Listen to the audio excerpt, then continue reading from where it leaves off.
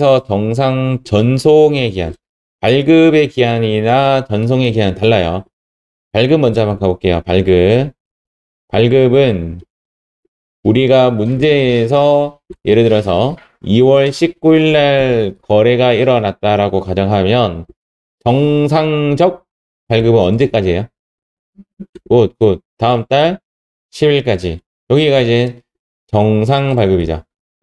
그런데 그러면 정상 발급의 의미는 2월 20일 날 발급해도 되고 2월 21일 발급해도 되고 3월 1일 발급해도 되고 뭐 그런 거잖아요. 맞죠? 전송은 이 발급한 날의 다음 날까지. 이해가죠? 정상 전송은 시험에 나와요. 요거는 전송은 발급한 날의 다음 날까지. 정답 몇 번? 1번이 정답이 됩니다. 그 전송이 어디 전송한다는 지금 거래가 일어나면 이제 우리 회사가 세금 계산서를 두 군데 써야 됩니다. 하나는 이제 누구한테 쏘냐면 거래처에게 쏘고, 또 하나는 누구에게 쏘냐면 국세청에게 발급했다라고 알리는 거죠. 이렇게 알립니다. 그러면 이제 국세청이 인지를 하겠죠. 이게 전자세금 계산서 뭐 이런 개념인데, 이제 요게 우리가 이야기하는 발급, 얘가 이제 우리가 이야기하는 전송입니다. 그래서 발급한 다음 날까지 전송하도록 되어 있어요. 이게 원칙입니다. 보통 홈택스에서 날리면 발급과 동시에 전송이 일어나요. 그러니까 구분하는 문제는 좀 안 나오는 게 맞을 것 같은데, 정상 전송은 일단 발급일 다음 날까지. 옛날 답은 요거였어요. 옛날 답. 옛날에는 2번이었는데 지금은 1번으로 바뀌었습니다. 2번.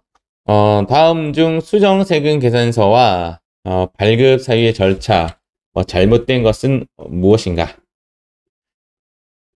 일단은 이제 이런 개념을 가져볼게요. A라는 세금 계산서를 발급하고 나서 얘가 이제 세월이 지나서 이제 계약이 취소가 됐다든지 또는 일부 취소가 되었다든지 또는 일부에 대한 뭐 어떤 이제 증가와 감소가 일어난다면 이 발생된 날짜가 작성일자입니다. 이게 작성일자예요. 이해가시죠? 이게 작성일자인데 어떤 거는 이 A 날짜로 다시 씁니다. 자, 지금 현재 문제가 계약 취소되고 일부 취소된 날짜로 하느냐 아니면 원래 썼던 이 날짜로 하느냐에 대한 문제예요. 그런데 이렇게 다 외우지 못하니까 이렇게 딱 정리할게요. 계약 취소, 일부 환입, 일부 취소, 뭐 어떤 그런 일이 발생됐으면 이 날짜가 작성일자고, 당초 날짜로 처리하는 거는 잘못된 세금 계산서. 잘못 작성이 딱 두 가지예요. 첫 번째가 뭐냐면 뭐라고 해야지, 이중 세금 계산서 발급 이런 거 있죠. 이중 세금 계산서는 계산서를 두 번 발급한 거죠. 하나의 거래밖에 일어나지 않았는데 또 발급한 거. 이런 것이 잘못된 세금 계산서. 이건 당초 날짜래요. 또 하나가 뭐냐면 내고 신용장 발급. 내고 신용장 발급이 되면 영세율로 해야 돼요? 아니면 그냥 해야 돼요? 영세율로 처리해야 되잖아요. 여기까지 이해가요? 그래서 내고 신용장이 발급이 됐는데 과세로 발급한 거야. 처음에 A에. 과세로 발급되었다가 나중에 세월이 지나다 보니 야야 이거 과세가 아니야 영세야 라고 하면 세금을 0으로 바꿔야 되잖아요. 영세니까. 예를 들어서 1,000원에 0으로 발급해야 되는데 1,000원에 100원으로 발급했단 말이에요. 그러면 잘못 작성된 거니까 이 날짜로 한다. 당초 날짜로 한다고. 그렇게 하고 문제 한번 읽어볼게요. 상대방이 공급한 재화가 환입되었죠? 그 환입된 날짜로. 작성일은 재화가 환입된 날. 이해가시죠? 자, 두 번째, 계약이 해제가 되었죠? 그러면 작성일은 계약 해제일. 대충 맞춰져 가죠? 계약의 해지가 일어났어요. 작성일은 증감 사유가 발생한 날. 맞죠? 근데 원래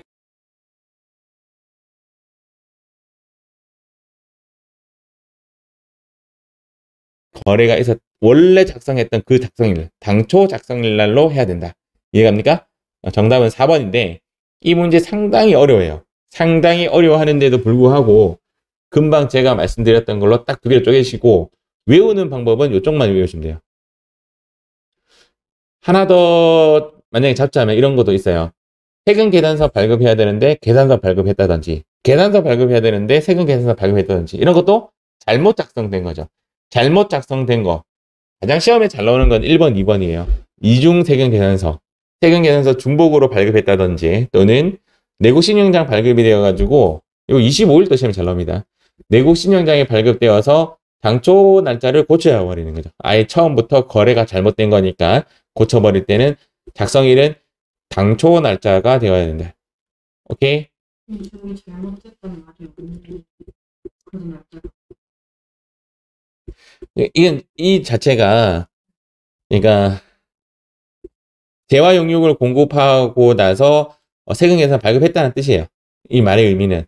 그리고 나서 과세기간이 종료일 후, 과세기간 종료일이라는 것은 이제 6월 30일이 되고 나서 25일 이내니까 7월 25일 전에, 7월 25일 되기 전에 내고 신용장이 개설됐다라고 하면 그 내고 신용장 날짜를 개설된 날짜가 아니라 원래 있었던 날짜로 해야 된다. 이 말이에요. 이 말의 의미는. 근데 이게 울산이나 부산이 영세율 회사가 많아요. 이거 알고 있어야 돼요. 울산이나 부산 이런 데는 수출하는 동네 도시이기 때문에 이런 영세율 회사가 있어서 날짜 적는 거 되게 민감하거든요. 그리고 이게 과세기간이 종료일 후 25일 이내니까 과세기간 끝나고 나서 25일까지도 영세율 세금 계산서로 바꿀 수 있습니다. 이해가죠? 이것도 되게 중요해요. 근데 실무 가면 다른 말 할 거예요. 근데 여러분들은 배웠으니까 25일 이내라는 것도 알고 계시고 이해가시죠? 실무 가면 뭐 7일 이내에 뭐 이렇게 말씀하시는 분들도 있어요. 잘못된 정보이다 라고 보시면 됩니다. 자, 3번. 다음 중 부가세법상 필요적 기재사항이 아닌 것은 뭐 이런 거는 이제 우리가 프로그램으로 진입을 하고 뭐 예를 들어서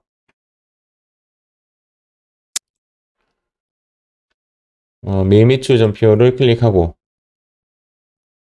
날짜를 1월달에 했을 때 요걸 딱 누르고 보셨죠?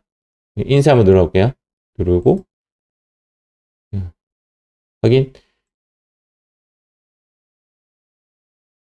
이렇게 되나? 요거 눌러볼게요. 이렇게 되네. 네, 됐죠? 얘가 화면 좀 진하게 한번 해볼게요. 얘가 필요적 기재사항. 얘가 필요적 기재사항. 얘가 필요적 기재사항. 얘가 필요적 기재사항. 얘가 필요적 기재사항. 필요적 기재사항은 공급하는 자의 사업자 등록번호 그리고 상호 및 성명 이렇게 합니다. 공급하는 자의 사업자 등록번호 상호 및 성명 공급받는 자의 등록번호 작성일자 공급가액 세액 이게 필요적 기재사항이에요. 오답이 이제 작성일자 말고 요 날짜 공급일자로 답이 나오는 경우는 틀렸어요. 공급일자는 현재 문제가 지금 보면 이거 보면 필요적 기재사항이 아닌 것은 공급가액이 있었잖아요. 공급받는 자의 상호 및 성명이 아니죠. 공급하는 자의 상호 및 성명이죠. 맞죠? 공급하는 자. 그래서 작성연을 맞죠? 공급하는 자의 사업자 등록번호 맞죠? 정답은 3번. 다음 문제. 요거 시험에 잘 나와요. 요거는 그림으로 외우시는 게 좋겠죠? 이 프로그램 요거 실행되는 거 알고 있죠? 시험 칠 때 실행하고 시험 치잖아요. 맞죠? 요렇게 한 번 더 요렇게 그림 색칠해서 기억하시면 좋습니다. 이 과제 낼 때도 내 색칠해서 내라고 했죠? 공급자가 저죠. 제가 매출. 그렇지. 공급자가 나.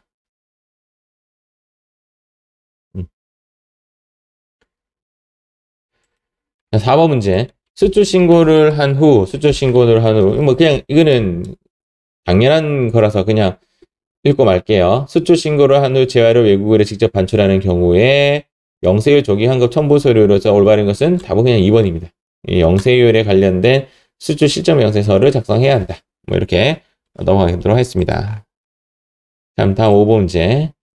대손세액공제신고서의 신고 대상이 가는 거래는 거래일로부터 10년이 지나면 돼야 안 돼요? 안 됩니다. 안 돼. 저당권 설정되어 있으면 돼야 안 돼요? 다른 방법으로 돈을 받을 수 있잖아요. 안 돼. 부대요는 6개월이 지나야 돼, 안 지나야 돼요? 지나야 되죠. 정답은 3번. 대여금 안에는 그게 없어요. 세액이 없어요. 이해가시죠? 대손 세액 공제인데 대손 처리는 되는데 세액 공제는 안 돼요. 시험에 우리 실기용으로 외울 때 요 세 가지 꼭 외우라 그러죠. 맞죠? 부도는 6개월이 지나야 되고 거래는 10년을 지나면 안 되고 저당권은 설정되어 있으면 안 되고 장기 대여금은 부가세가 없으니까 안 된다. 시험에 틀리는 딱 4가지입니다. 그중에 오히려 얘는 너무 잘 나오니까 틀리고 이 3가지를 외워주셔야 돼요. 그래서 실기용으로 만들어진 문제다. 요 답은 거기 카톡에 우리 드라이버에 들어가 있습니다. 자, 다음 6번 문제. 부가세법상 공제 가능한 매입세, 공제 가능한 매입세액으로 옳은 것은 토지 취득은 불공이죠. 토지의 자본적 지출, 이거 안 됩니다. 접대비는 불공이죠. 얘도 매입세액 공제가 안 됩니다. 사업과 직접 관련 없는 지출, 얘도 매입세액 공제가 안 돼요. 당연히 2번이죠. 운수업용 승용 자동차, 운수업용 승용 자동차의 그러니까 말 그대로 운수 사업하려면 차로 이제 일을 하는 그 이제 비영업용이 아니라 영업용이다라는 뜻이죠. 영업용에 대한 승용차는 괜찮아요. 알겠죠? 그러면 승용차도 영업이면 되고 비영업. 그렇죠. 비영업용 소형 승용차는 안 되고 영업용 소형 승용차는 되는데 영업용 소형 승용차가 뭐죠? 맞습니다. 아주 남바 색깔이 어떤 색깔이에요? 노란. 맞습니다. 노란색은 영업용이에요. 그런데 시험 칠 때는 요걸로 구분하지 마세요. 시험 칠 때는 전부 다 비영업용이에요. 시험 칠 때는. 그러니까 거기 뭐라고 나오냐면 업무용이라 나와요. 업무용은 판단 기준이 안 돼요. 알겠죠? 정답은 2번 7번 문제. 다음 중 매입세액 공제를 받을 수 있는 거래. 똑같은 말이죠. 간이가세는 매입세액 공제를 받을 수가 없어요. 내가 간이가세자에게 물건 사잖아요. 매입세액 공제 못 받아요. 그래서 나는 회사 다닐 때 매입세액 공제 받으려고 똑같은 물건을 사더라도 간이가세자에게 물건 안 샀어요. 만약에 새우깡을 산다. 그러면 일반이나 간이가세나 금액은 똑같거든요. 똑같이 뭐 1,000원이면 1,000원이란 말이에요. 근데 일반 과세자에게 사면 거기에서 부가세를 돌려받을 수 있으니까 결론적으로 싸게 사는 거지. 맞죠? 이 논리에 의하면 안 사죠. 왜 간이? 그게 페널티예요. 그러니까 왜 그 사람이 간이가세자를 하느냐고 결론적으로는 자기가 세금을 좀 적게 내요. 간이가세자와 일반 가세자의 세금적 차이는 대충 뭐 어떻게 보면 10배 차이 날 수도 있어요. 내가 간이가세자일 때 부가세를 예를 들어 10만 원 냈다라고 하면 일반 가세자 간이하면 이제 고객이 안 올 수 있다 이 말이야. 그러니까 땅방에 대한 페널티예요. 네 간이 계속 할래? 그러면 이거 안 시켜줄 거야? 이런 거죠. 근데 이걸 선택했어. 근데 그래도 고객이 안 오면 이래 되는 거죠. 맞죠? 이게 다 약간 자기가 판단 잘해야 되는 거예요. 이거 매입세액 공제 안 됩니다. 공급가액과 부가세가 구분 기재된 신용카드 매출전표를 수령했다 이 말이죠. 맞죠? 된다? 맞죠? 오케이. 면세사업자로부터의 현금 영수증 어차피 매입세액 공제 안 되잖아요. X. 택시는 타는 거는 매입세액 공제 안 되죠. 택시도 타는 건 안 됩니다. 정답은 2번이 정답이 됩니다. 8번은 그냥 웃자고 만든 문제인데 뭐 아무도 못 맞춘 것 같던데? 우리가 원래 보증금액 곱하기 정기예금 이자율을 곱하는 거죠. 맞죠?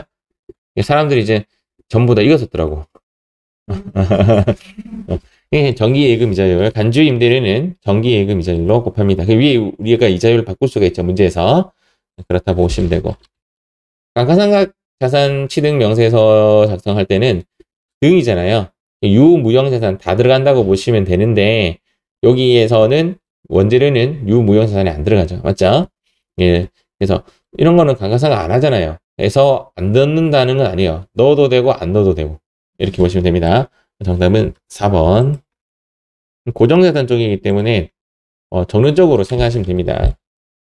우리가 할 때, 처음에 이제 시험 외울 때, 우리 시험에 나오는 대부분의 그 업체는 제조업인데요. 제조업이 중소제조업이냐, 만약에 대라고 할게요.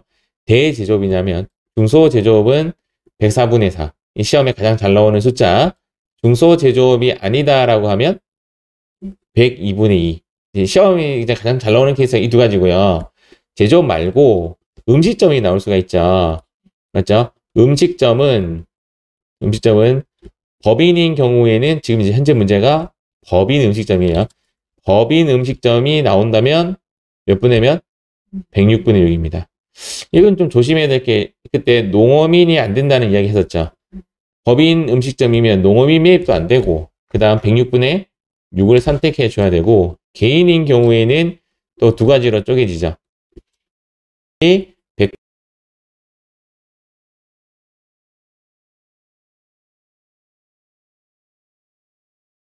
109분의 9인지 이렇게 나오죠. 그래서 여기 요 기준점이 뭐냐면 2억입니다. 한 과세 기간에 2억 중심적으로 108분의 8인지 109분의 9인지 판단을 하셔야 되는 거죠. 일단 문제점에서 포인트는 음식점 영위하는 법인 사업자. 과세 유용 장소는 시험에 잘 안 나요. 얘는 106분의 6이에요. 106분의 6. 얘도 106분의 6이고 음식점 법인 또 106분의 6이죠. 이해가죠? 109분의 9도 시험에 잘 나왔어요. 2번 나왔을 겁니다. 2번. 그래서 우리 실기용으로는 얘 외우셔야 되고 얘 외워야 되고 이론 시험용으로 한다면 요거 추가로 더 외워야 되고 그렇게 보시면 됩니다. 자, 다음 문제. 지금 저희 하고 있는 게 간이 갔을 따라서 또 음식점이라서 109분의 9. 근데 109분의 9를 실무로 잡았던 가장 큰 이유는 여러분들이 부가세 신고를 직접 해줄 수 있는 대부분의 업체가 아닐 가능성이 높기 때문에 그걸 사례로 넣었어요. 여러분들도 언젠가는 뭐 커피숍 이런 거 부가세 신고할 때 109분의 9 적용해 주면 되겠지. 자, 다음 중 부가세법상 예정 신고 기간에 대한 과세표준과세액을 신고 납부할 수 있는 경우는 예정 신고 분에 대해서 내가 조기 환급 받고자 하는 자는 예정 신고 기간에 대해서도 신고 납부할 수가 있습니다. 우리가 그 조기 환급 1월 달에 건물을 샀어. 예를 들어서 그럼 실제적으로 환급 받으려면 확정 신고 기간까지 기다려야 되죠. 4에서 6에서 해서 신고는 또 언제 하냐면 7월 25일 날 신고를 해요. 그리고 나서 일반 환급은 30일이 걸려요. 그러면 대략 한 8월 말쯤 돼야 돈이 들어와요. 건물이 가액이 얼마짜리냐면 10억에 1억이에요. 부가세가 1억인데 이거는 돌려받을 돈인데 1월 달에 샀는데 8월 30일까지 기다리면 너무 오래 기다리잖아요. 그래서 빨리 환급 신청을 할 수가 있습니다. 그게 조기환급입니다. 조기환급은 1월 달에 거래에 대해서 2월 25일까지 신고를 하면 15일 이내에 세액 공제를 해줘요. 그래서 우리가 외울 때 어떻게 외우냐면 일반 환급 며칠? 금방 30일 이렇게 외우고 조기 환급 며칠? 15일. 요거 시험에 잘 나옵니다. 일반 환급 30일, 조기 환급 15일 이렇게 외웁니다. 예정 신고 기간 분에 대해서 조기 환급을 받고자 하는 일반 과세자는 예정 신고 기간에 대해서 세액을 신고 납부할 수 있다라고 보시면 됩니다. 세물급여 문제였네요. 맞죠? 요거 잘 나와요. 우리 회계 1급까지는 여기 잘 나와요. 정답은 1번. 간이과세자는 신고 안 되죠, 맞죠? 신규 사업자 안 되고 예정 신고 기간에 간이에서 일반으로 하는 것도 뭐 안 합니다. 하지 않고 이런 것도 안 합니다. 정답은 1번이다. 여기서 중요한 건 이거 안 중요해요. 이거 안 중요하고 이거 전혀 안 중요하고 얘가 제일 중요합니다. 얘가 사업자 광업은 광업 사무소 소재지. 이게 뭐냐면 백설공주와 일곱 난쟁이들이 일을 다 하고 나서 자기 집에 돌아오는 그 집이 여기죠. 그 집이 여기고 제조업은 최종 제품을 완성하는 장소. 맞죠? 무인 자동 판매기는 무인 자동 판매기가 설치된 장소가 아니라 무인 자동 판매기를 관리하는 장소죠. 생각 한번 해보세요. 내가 무인 자동 판매기가 300개가 있어. 이해가죠? 관리를 어디서 하냐면 여기서 해. 여기서 해. 그럼 여기가 사업장이죠. 여기가 전부 다 사업장이면 사업장이 몇 개 있는 거야? 무인 자동 판매기 설치된 장소 아니다 이 말이죠. 상상만 해도 정답은 4번입니다. 부동산 임대업은 부동산이 등기부 장소지. 근데 부동산은 이렇게 있다라면 인마가 여관이야. 예를 들어서 여관이면 얘가 있는 장소가 사업장이 되는 겁니다. 얘가 돈을 버니까. 이해가죠? 그런 개념에 3번하고 4번 되게 헷갈리는 거예요. 그래서 원래 원칙은 돈을 버는 그 기계가 있는 장소가 맞아요. 얘가 맞는데 얘는 너무 많으니까 관리하는 장소로 바뀐 겁니다. 됐습니까? 자, 13번. 간이가세자에 대한 설명으로 옳은 것은 간이가세자는 1월부터 6월까지다. 맞아요? 아니요. 그렇지. 틀렸지. 12월이지. 우리 직접 해보니까 맞죠? 상대방이 요청하는 간이자가 될 수 있다? 아니죠. 내가 알아서 하는 거고. 법인사업자가 간이자가 될 수 있다? 안 됩니다. 법인은 간이가세라는 게 없어요. 다 일반이에요. 간이가세에 대한 규정을 포기할 수 있다? 포기할 수 있습니다. 포기하면 대신 일반으로 돌아오지 못합니다. 자, 두 문제. 자, 부가가치세법상 재화 용역에 대한 설명이 있다. 옳은 것은 재화란 재산적 가치가 있는 모든 물건만을 말한다. 이 말 틀렸죠. 물건과 또 뭐가 있냐면 권리가 있습니다. 재산적 가치가 있는 물건과 권리가 있다. 자, 2번. 건설업은 건설업자가 건설자재의 전부 또는 일부를 부담하는 경우에는 지금 건설업자가 자, 여기 한번 보세요. 자재가 들어가고 용역이 들어갔다. 이거 하나랑 오리지널 용역만 들어갔다. 이거 하나랑 차이가 뭐냐면 얘는 재화의 공급이에요. 이해가시죠? 얘는 용역의 공급이 돼요. 그런데 지금 제가 이게 뭐라고 했죠? 이게 재화의 공급이라고 했죠. 맞죠? 여기에 앞에 건설업이라는 용어가 들어가면 건설업이라는 단어가 들어가면 얘는 가운데와 상관없이 바로 이렇게 용역의 공급이 돼요. 그래서 건설업은 낫죠? 그럼 답은 무조건 용역의 공급이 돼야 돼요. 가운데 말 아무 필요 없이. 이해가시죠? 그런데 그냥 요 부분만 낫다고. 자재의 전부 또는 일부를 부담, 여기까지 나오면 이건 재화의 공급이 맞아요. 근데 얘가 달려버리면 끝만 보면 돼요. 용역의 공급이 된다. 틀렸죠? 그냥 틀린 말이고.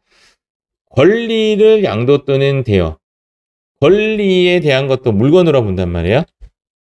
그래서 아니 이제 권리를 양도하는 거는 아니지죠. 권리를 양도 및 대여하는 경우에는 대여라는 것은 빌려준 거잖아요. 넘긴 게 아니잖아요. 맞죠? 대여하는 경우에는 용역의 공급으로 본다. 틀렸습니다. 주식은 재화에 해당하지 아니한다. 맞는 말. 정답은 4번. 15번. 부가세 신고 시 틀린 말. 신용카드 매출전표 발행세액공제 1.3%는 법인은 적용 대상이 아니다. 맞죠? 의제매입세액공제는 예정 때 가능합니까? 예, 가능합니다. 확정 때만 가능한 건 대손이에요, 대손. 전자신고세액공제는 홈택스에 직접 신청할 때 2만 원을 공제받을 수 있다. 이야, 정답은 3번입니다. 이야, 이거는 외워서 한 게 아니라 저절로 몸에 배인 것 같아. 아주 좋았습니다. 아주 좋아. 예, 만 원입니다. 이렇게 해서 1차 마무리 짓도록 하겠습니다.